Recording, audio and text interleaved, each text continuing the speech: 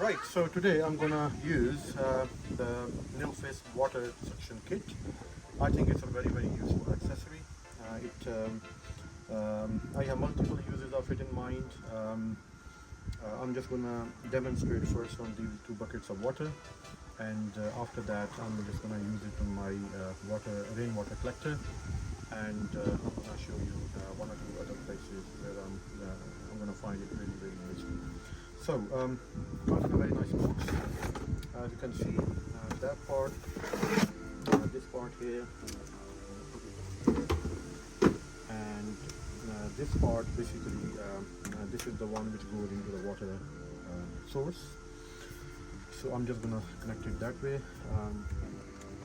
My Nilfisk here, I'm gonna disconnect my usual accessory.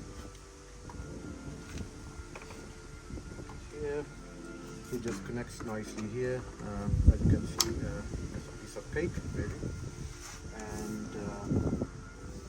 basically after this, I'm just gonna transfer the water from one. This is a little test unit. Transfer the water from one bucket to the other, and just demonstrate it like that.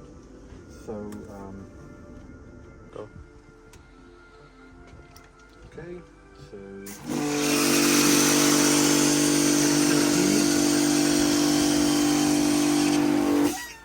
Really good, isn't it? Really high pressure, I must admit. So another use I have in mind, which I think I'm going to find it really useful, and I struggle with that all the time, is my water fountain here. So there's obviously a reservoir at the bottom, and I struggle to take the water out of it when I'm cleaning it at the end of the summer.